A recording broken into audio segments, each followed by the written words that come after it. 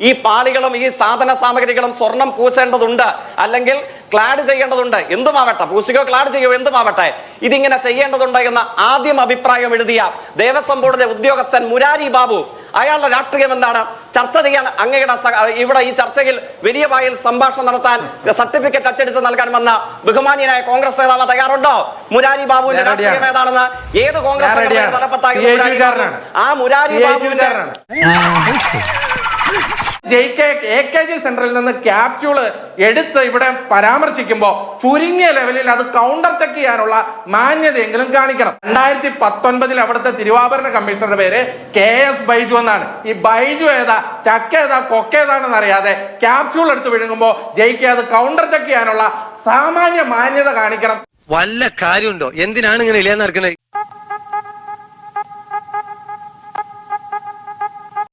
ഹൈക്കോടതിയും രണ്ട് ഭാഗത്തല്ല, ഒരേ കാഴ്ചപ്പാടേ ഉള്ളൂ. ഇതിൽ കുറ്റം ആരെങ്കിലും ചെയ്തിട്ടുണ്ടെങ്കിൽ ആ കുറ്റം ചെയ്തവര് നിയമത്തിന്റെ കരങ്ങളിൽ എത്തിപ്പെടും. ആവശ്യമായ ശിക്ഷ അവർക്ക് ഉറപ്പാക്കണം. വന്നിടത്തോളം ബോർഡിനെ സംബന്ധിച്ചൊരു പരാമർശം വന്നിട്ടില്ല. ഈ ചർച്ചയുടെ തുടക്കത്തിൽ മുഖ്യമന്ത്രി സംസാരിച്ചപ്പോൾ പറഞ്ഞത് ബോർഡിനെതിരെ യാതൊരു വിധത്തിലുള്ള പരാമർശവും ഇതുവരെ ഉണ്ടായിട്ടില്ല എന്നുള്ളതാണ്. പക്ഷേ ഇന്നടക്കം കോടതിയിൽ നിന്ന് പുറത്തു വന്ന വിധിയിൽ കൃത്യമായി അത് പറയുന്നുണ്ട്. അതായത് ബോർഡ് ഉദ്യോഗസ്ഥരുടെ ഭാഗത്തു നിന്ന് വലിയ വീഴ്ചയുണ്ടായിട്ടുണ്ട്, അതടക്കം അന്വേഷണത്തിന് വിധേയമാക്കണം എന്ന് കോടതി പറയുന്ന സാഹചര്യമുണ്ട്. അങ്ങനെ ഏകപക്ഷീയമായ ഒരു പ്രഖ്യാപനത്തിന് ഇതുവരെയുള്ള സംഭവവികാസങ്ങളിൽ സാധ്യതയുണ്ടെന്ന് തീർപ്പ് കൽപ്പിക്കാൻ നമുക്ക് കഴിയുമോ? ഒരു മാറ്റവും ഇല്ലല്ലോ. ഇപ്പോ നമ്മളുടെ മുമ്പിൽ വിശദീകരിക്കപ്പെട്ടിട്ടുള്ളതുപോലെ വ്യത്യസ്ത കാലയളവുകളിൽ ഇത്തരം സാധന സാമഗ്രികളുടെ ക്രയവിക്രയത്തെ സംബന്ധിച്ചുള്ള വിവരങ്ങൾ ദേവസ്വം വിജിലൻസിന്റെ കൂടെ അന്വേഷണത്തിന്റെ ഭാഗമായിട്ട് ഇപ്പോൾ പുറത്തേക്ക് വരികയാണ്. ഈ കാര്യങ്ങൾക്കകത്ത് ശബരിമലയിലെ ദേവസ്വം ബോർഡിന്റെ രാഷ്ട്രീയ നേതൃത്വം, അല്ലെങ്കിൽ പ്രസിഡന്റ്, അല്ലെങ്കിൽ ഭരണസമിതി അംഗങ്ങൾ, അവരെ നേരിട്ട് കുറ്റക്കാരായി വിധിക്കുന്ന എന്തെങ്കിലും തരത്തിലുള്ള ഒരു തെളിവ് അവരുടെ ഭാഗത്ത് ഉണ്ടായിട്ടുള്ളതായി ആരോപിക്കാൻ കഴിയുന്ന ഗുരുതരമായ കൃത്യവിലോപം, അല്ലെങ്കിൽ ഈ സംഘടിത തസ്കര സംഘമായിട്ടുള്ള അമ്പലം വിഴുങ്ങികളെ സഹായിക്കാനുള്ള ബോധപൂർവമായ ശ്രമം, ഇതിനെ എന്തിനേയും സംബന്ധിച്ച് എന്തെങ്കിലും ഒരു തെളിവിന്റെ ലാഞ്ചന ഇതുവരെ പുറത്തു വന്നതായി അന്വേഷണ സംഘത്തിൽ നിന്നും ആ അന്വേഷണ സംഘത്തിന്റെ വിവരങ്ങളെ അപഗ്രഥിച്ചുകൊണ്ട് കോടതി നടത്തിയിട്ടുള്ള വിമർശനങ്ങളിൽ നിന്നും, അല്ലെങ്കിൽ കോടതി നടത്തിയിട്ടുള്ള അഭിപ്രായ പ്രകടനങ്ങൾ നമുക്ക് മനസ്സിലാക്കാൻ കഴിയുന്നതല്ല. അതുകൊണ്ട് ആ കാര്യത്തിൽ ഇന്നും നമുക്ക് മനസ്സിലാക്കാൻ കഴിയുന്നു, മുൻ ദേവസ്വം ബോർഡ് പ്രസിഡന്റ്, ആ സമയത്തെ വകുപ്പ് മന്ത്രി, ഇപ്പോഴത്തെ ദേവസ്വം ബോർഡിന്റെ ചുമതലയുള്ള വകുപ്പ് മന്ത്രി, ബഹുമാന്യനായ കേരളത്തിന്റെ മുഖ്യമന്ത്രി, ഇവരാകെ അങ്ങയുടേതടക്കമുള്ള മാധ്യമ സ്ഥാപനങ്ങളിലെ പ്രതിനിധികളെ കാണുമ്പോൾ അവരാകെ അർത്ഥസംഖ്യകൾക്കിടയില്ലാത്ത വണ്ണം പറയുന്നു. അർത്ഥം എനിക്ക് അറിഞ്ഞൂടാ, നല്ല വെയിറ്റ് ഉള്ള വാക്കല്ലേ, കൊള്ളാമോ? കേരളത്തിലെ സർക്കാർ എന്ത് ആഗ്രഹിച്ചോ ആ ആഗ്രഹത്തെ സന്തോഷത്തോടുകൂടെ വരവേൽക്കാൻ കഴിയുന്ന, അല്ലെങ്കിൽ സ്വീകാര്യയോഗ്യമാക്കാൻ കഴിയുന്ന പ്രസ്താവനകളും അഭിപ്രായ പ്രകടനങ്ങളുമാണ് ബഹുമാനപ്പെട്ട കോടതി സമക്ഷത്തിൽ ഉണ്ടായിട്ടുള്ളത്. ആര് പറയുന്നു? ഞാൻ കേട്ടിട്ടില്ലല്ലോ. അസൂയ കൊണ്ട് പലരും പറയാറില്ല, അതുകൊണ്ട് ഞാൻ സ്വയം പറയുന്നു. ആ അന്വേഷണത്തിന്റെയും തെളിവെടുപ്പിന്റെയും ഒക്കെ ഭാഗമായിട്ട് തെറ്റിന്റെ ഒരു ലാഞ്ചന ചൂണ്ടിക്കാണിക്കാൻ കഴിയുന്ന അനുഭവം ഏത് ഉദ്യോഗസ്ഥ വൃന്ദത്തിൽ നിന്നും ഏത് നേതൃത്വത്തിന് നേരെയും ഉണ്ടാകട്ടെ, ആ ആളുകൾക്ക് നേരെ അതിശക്തമായ നടപടി സ്വീകരിക്കുകയും ഇനിയും ഇത്തരത്തിലൊന്ന് കേരളത്തിന്റെ ഒരു ആരാധനാലയങ്ങളിൽ സംഭവിക്കാൻ പാടില്ല എന്ന തരത്തിൽ സുശക്തമായ താക്കീത് നൽകുന്ന ഒരു അനുഭവമായി ഇത് മാറ്റി തീർക്കുകയും ചെയ്യും. ശബരിമലയിൽ നിന്ന് ഒരു തരി കട്ടിട്ടുണ്ടെങ്കിൽ ആ കട്ട മുതൽ തിരികെ വെപ്പിക്കുമെന്ന് മാത്രമല്ല, ആ കട്ട സംഘത്തെ ഏത് ഉന്നതനായാലും ഏത് ചെറിയവനായാലും കേരളത്തിന്റെ ജയിലഴികൾക്കുള്ളിൽ ഉറപ്പായി കാരാഗ്രഹവാസം നമുക്ക് ഉറപ്പാക്കാൻ കഴിയുന്ന അനുഭവങ്ങളിലേക്ക് കേരളത്തിലെ ഗവൺമെന്റ് മുമ്പോട്ടേക്ക് പോകും എന്നാണ് നമുക്ക് കാണാനും കേൾക്കാനും വേണ്ടി കഴിഞ്ഞത്. അത്ര വലിയ ബന്ധങ്ങളിലേക്ക് പോണോ ശിവൻകുട്ടി? റേഷൻ കട മറന്ന് മണ്ണെണ്ണ വാങ്ങണോ? ഒരു സംശയവും വേണ്ടതില്ല, ഈ കുറ്റവാളികൾ എല്ലാവരും തന്നെ, ഇതിൽ പ്രതി ചേർക്കപ്പെട്ടവർ എല്ലാവരും തന്നെ ഉറപ്പായും ഇതിന് മറുപടി പറയേണ്ടതായിട്ട് വരും, ഇതിന് വില കൊടുക്കേണ്ടതായിട്ട് വരും. ഈ സംഘടിത തസ്കര സംഘത്തെ മാതൃകയാക്കാൻ ശ്രമിക്കുന്ന ആരെങ്കിലും കേരളത്തിലുണ്ടെങ്കിൽ അവർക്ക് ചരിത്രാതീത പാഠമായിട്ട് ഈ വിഷയം മാറുകയും ചെയ്യും. ഒരു സംശയവും വേണ്ട. കളിച്ചത് മതിയായില്ലേ? പുതിയ അടവാണോ? അങ്ങ് പറയുന്ന ഈ സംഘടിത തസ്കര സംഘത്തിന് ശബരിമലയിൽ കയറി വിളയാടാൻ കഴിഞ്ഞ സാഹചര്യം, ശബരിമലയിൽ അനധികൃതമായി ഇത്തരം കാര്യങ്ങൾ ചെയ്യാൻ കഴിഞ്ഞ സാഹചര്യം 2019 ഉണ്ടായതിന്റെ ഒരു ഉത്തരവാദിത്വവും ദേവസ്വം ബോർഡിനും ദേവസ്വം വകുപ്പിനും ഇല്ല എന്നുള്ളതാണോ ഇടതുപക്ഷം കാണുന്നത്? ഇപ്പോൾ തിരുവാഭരണം സംബന്ധിച്ചും ഇത്തരം സാധന സാമഗ്രികൾ സംബന്ധിച്ചും അതിന്റെ ക്രയവിക്രയം, ആ ക്രയവിക്രയത്തിൽ അതിന്റെ ഏറ്റവും ഉന്നതമായ ചുമതലയുള്ള ആളാരാണ്? അത് തിരുവാഭരണ കമ്മീഷണറാണ്. അയാളാണ് അതിന്റെ കസ്റ്റോഡിയൻ. അതുകൊണ്ട് ഇപ്പൊ എന്താ? അല്ല, ഒന്നുമില്ല. അവിടെ 3 പേരുകൾ ഇതിനോടകം നമ്മുടെ മുമ്പിൽ ചർച്ച ചെയ്യപ്പെട്ടിട്ടുണ്ട്. അവരുടെ രാഷ്ട്രീയ ആഭിമുഖ്യവും അവരുടെ രാഷ്ട്രീയ വിധേയത്വവും ചർച്ച ചെയ്യപ്പെട്ടിട്ടുണ്ട്. അവർ ഏതു സംഘടനയുടെ തണലിലാണ് ദേവസ്വം ബോർഡിലും മറ്റുന്നതാധികാര കേന്ദ്രങ്ങളിലും കയറിപ്പറ്റിയത് എന്നുള്ളതിനെ സംബന്ധിച്ച് പ്രബലമായ ചോദ്യങ്ങളും വാദങ്ങളും സംശയങ്ങളും ഉയർന്നു വന്നിട്ടുണ്ട്. അതിലെ ഏറ്റവും പ്രധാനപ്പെട്ട കണ്ണിയായിട്ടുള്ള ഇതിന്റെ കസ്റ്റോഡിയന്മാരിൽ ഒരാൾ ഇപ്പോൾ ആലപ്പുഴ ജില്ലയിലെ കോൺഗ്രസിന്റെ തൊഴിലാളി സംഘടനയായ INTUC-യുടെ ജില്ലാ പ്രസിഡന്റാണ്. ആരാണ് അന്നത്തെ ദേവസ്വം കമ്മീഷണർ? ആ ദേവസ്വം കമ്മീഷണറുടെ പേര് ജയിക്കിന്റെ പാർട്ടിയുടെ നേതാവായ N. വാസു എന്നാണ്. പിന്നീട് പത്മകുമാർ മാറിയപ്പോ ദേവസ്വം ബോർഡിന്റെ പ്രസിഡന്റായി മാറി CPM നേതാവായി അവിടെ ഭരിച്ചത് എന്ന് പറയുമ്പോൾ CPM-നും ദേവസ്വം ബോർഡിനും അതിനുള്ള ഉത്തരവാദിത്വം എന്താണെന്ന് JC തോമസ് പറയണം. AKG സെന്ററിൽ നിന്ന് ക്യാപ്സ്യൂള് എടുത്ത് ഇവിടെ പരാമർശിക്കുമ്പോ ചുരുങ്ങിയ ലെവലിൽ അത് കൗണ്ടർ ചെക്ക് ചെയ്യാനുള്ള മാന്യതയെങ്കിലും കാണിക്കണം. ഒന്ന്, നിങ്ങൾ പരാമർശിക്കുന്ന പേര് G. ബൈജു എന്ന് പറയുന്ന തിരുവാഭരണ കമ്മീഷണറുടെയാണ്. G. ബൈജു അവിടെ തിരുവാഭരണ കമ്മീഷണർ ആവുന്നത് 2023-ലാണ്. ആ G. ബൈജുവിനെ കുറിച്ചാണ് നിങ്ങൾ പറയുന്നത് INTUC-യുടെ നേതാവാണെന്ന്. 2019 അവിടുത്തെ തിരുവാഭരണ കമ്മീഷണറുടെ പേര് KS. ബൈജു എന്നാണ്. ഈ ബൈജു ഏതാ, ചക്ക ഏതാ, കൊക്ക ഏതാണെന്ന് അറിയാതെ ക്യാപ്സ്യൂൾ എടുത്ത് വിഴുങ്ങുമ്പോ ജയിക്ക് അത് കൗണ്ടർ ചെക്ക് ചെയ്യാനുള്ള സാമാന്യ മാന്യത കാണിക്കണം. ഇപ്പൊ നമുക്കറിയാം വിജയ് മല്യ കൊടുത്തത് 30 കിലോ സ്വർണം എന്ന് പറഞ്ഞാൽ ഏതാണ്ട് 3700 പവനോളം സ്വർണമാണ് കൊടുത്തത്.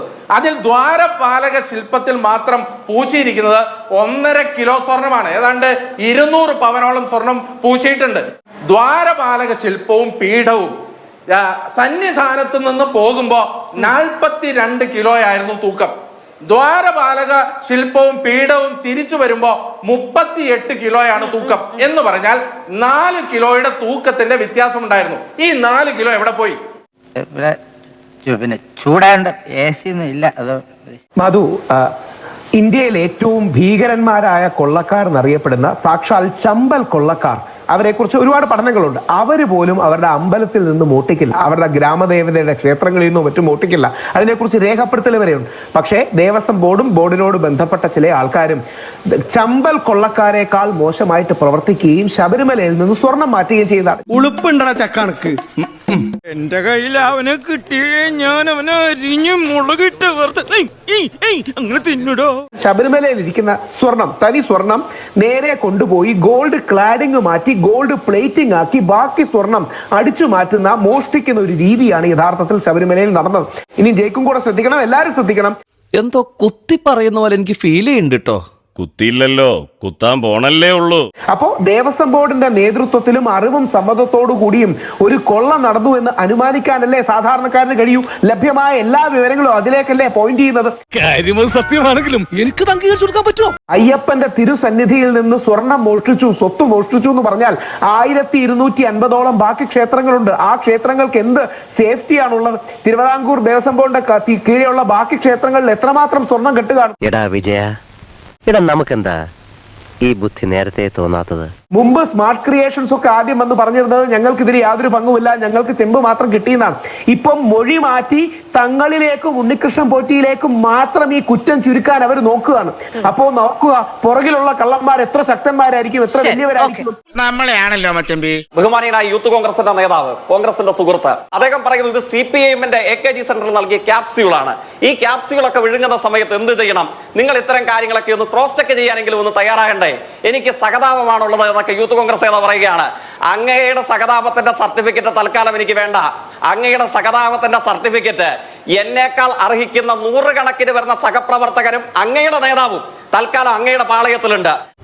മോനെ അടങ്ങ്. ഈ പാളികളും ഈ സാധന സാമഗ്രികളും സ്വർണം പൂശേണ്ടതുണ്ട്, അല്ലെങ്കിൽ ക്ലാഡ് ചെയ്യേണ്ടതുണ്ട്. എന്തുമാവട്ടെ, പൂശിക്കോ ക്ലാഡ് ചെയ്യോ എന്തുമാവട്ടെ, ഇതിങ്ങനെ ചെയ്യേണ്ടതുണ്ട് എന്ന ആദ്യം അഭിപ്രായം എഴുതിയ ദേവസ്വം ബോർഡിലെ ഉദ്യോഗസ്ഥൻ മുരാരി ബാബു, അയാളുടെ രാഷ്ട്രീയം എന്താണ്? ചർച്ച ചെയ്യാൻ അങ്ങയുടെ ഇവിടെ ഈ ചർച്ചയിൽ വലിയ വായിൽ സംഭാഷണം നടത്താൻ സർട്ടിഫിക്കറ്റ് അച്ചടിച്ച് നൽകാൻ വന്ന ബഹുമാനിയനായ കോൺഗ്രസ് നേതാവ് തയ്യാറുണ്ടോ? മുരാരി ബാബുവിന്റെ രാഷ്ട്രീയം ഏതാണെന്ന് ഏത് കോൺഗ്രസ് തലപ്പത്തായിരുന്നു? ആ മുരാരി ബാബുവിന്റെ സ്വർണം അങ്ങ് ഇടപെടാതെ എന്താ പൊള്ളിയോ? അങ്ങേക്ക് എന്താ പൊള്ളിയോ? അങ്ങ് തിരിച്ചിങ്ങോട്ട് കൊടുക്കുമ്പോൾ താങ്കളുടെ പാർട്ടിയുടെ നേതാവ് അടിച്ചു മാറ്റിയത് എനിക്ക് പൊള്ളുന്നില്ല. കാരണം എന്താണ്? അല്ല, ആങ്കർ ഇത് കാണുന്നില്ലേ? ഞാൻ ഇത് താങ്കൾ പറഞ്ഞ INTUC താങ്കൾ പറഞ്ഞ INTUC നേതാവിന്റെ പേരെന്താ? അല്ല, താങ്കൾ പറഞ്ഞ INTUC നേതാവിന്റെ പേരെന്താണ്? അത് ഉത്തരം പറ. അത് പറങ്ങട്. നീ ഇപ്പൊ ചോദിച്ചതേ ഒരു ആദ്യം ഊള ആൻസറാ. അല്ല, INTUC നേതാവാണ് അവിടെ അടിച്ചു മാറ്റാൻ കഴിയുന്നില്ലേ? ആങ്കർക്ക് ഈ ചർച്ച മര്യാദ പേര് പറയാൻ പറ്റുന്നില്ലേ? തിരുവാഭരണ കമ്മീഷണർ INTUC നേതാവിന്റെ പേര് പറയാൻ അറിയില്ല. ഇതിനാണ് അവനവൻ പാരാന്ന് പറയുന്നത്. യൂത്ത് കോൺഗ്രസ് നേതാവ് നിക്ക്. ഇങ്ങോട്ട് എന്തെങ്കിലും പറയുമ്പോ വസ്തുതകളുടെയും സത്യസന്ധമായ വിവരങ്ങളുടെയും അടിസ്ഥാനത്തിൽ തിരികെ അങ്ങോട്ട് കിട്ടുമ്പോൾ മാത്രം അങ്ങ് ഇടപെടാൻ തയ്യാറാകാതെ അതൊക്കെ അങ്ങ് കോൺഗ്രസ് ഓഫീസിൽ ആ സംസ്കാരം വെച്ചാൽ മതി. പൊട്ടന് ലോക പൊട്ടനാണ്. പൊട്ടന് ലോക പൊട്ടൻ. ഈ കാര്യങ്ങൾ ക്ലാഡ് ചെയ്യണം, അല്ലെങ്കിൽ ഈ സ്വർണം പൂശണമെന്ന ആദ്യം എഴുതി വെച്ചവനായ മുരാരി ബാബു, അയാളുടെ രാഷ്ട്രീയമെന്ന അയാൾ ഏത് സംഘടനയുടെ നേതാവാ? കോൺഗ്രസ് സംഘടനയുടെ നേതാവാണ്. ആ മുരാരി ബാബുവിന്റെ സ്വർണം പൂശണം അല്ലെങ്കിൽ ക്ലാഡ് ചെയ്യണമെന്ന ഈ ഗൂഢാലോചനയുടെ ആദ്യത്തെ കല്ല്, ആ കല്ലിനെ തൊണ്ട തൊടാതെ വിഴുങ്ങിയ KS ബൈജു, തിരുവാഭരണ കമ്മീഷണർ, കസ്റ്റോഡിയൻ, ഏതു സംഘടനയുടെ നേതാവാണ്? അതിനൊത്താശ ചെയ്ത ജയശ്രീ ഏത് ദേവസ്വം ബോർഡ് സെക്രട്ടറി, ഏതു സംഘടനയുടെ നേതാവാണ്? INTUCയുടെ പ്രസിഡന്റ്. അല്ല, ഇതെന്താ ഇതിൽ ഓരോ കാര്യവും നോട്ട് ചെയ്ത് വെച്ച് വെറുതെ ആവശ്യമില്ലാതെ ഇതിനകത്തോട്ട് വലിച്ചെടുക്കുന്നത് എനിക്കറിയാന്നേ. നിങ്ങൾ അല്ല, പിന്നെ എന്ത് മണ്ടത്തരാണ് ഒരാളെ ജനാധിപത്യപരമായ ചർച്ചയില്ല, അങ്ങനെ പറയരുത്. വേറൊരാളാണ്. പിന്നെ മണ്ടത്തരത്തിനല്ലാതെ പിന്നെ ഞാനെന്ത് പറയണം? ഓടോ കരയാട്ട്. ജേക്ക് സഖാവേ, അത് വേറൊരാളാണ്. അങ്ങ് തെറ്റിദ്ധരിച്ചതാണ്. KS Baiju INTUC നേതാവാണോ?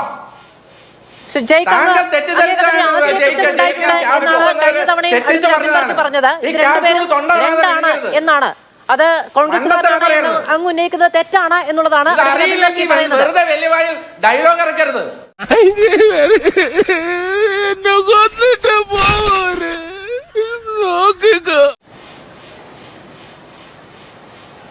ഇത് രണ്ടാണ്. ഇതാണ് ചർച്ചയുടെ മാനകമെങ്കിൽ, ഇതാണ് ചർച്ചയുടെ രീതിയെങ്കിൽ ചർച്ച ഇതെന്തൊരു ഏർപ്പാടാണ്? അത് ഇത്ര കഷ്ടായി പോയിട്ടോ. ഓൻ എത്ര വിഷമം ഉണ്ടാവൂലേ? ഇതാണ് ചർച്ചയുടെ മാനകമെങ്കിൽ, ഇതാണ് ചർച്ചയുടെ രീതിയെങ്കിൽ ചർച്ച ഇതെന്തൊരു ഏർപ്പാടാണ്? തൽക്കാലം ഇത്രയും മതി. വരട്ടെ.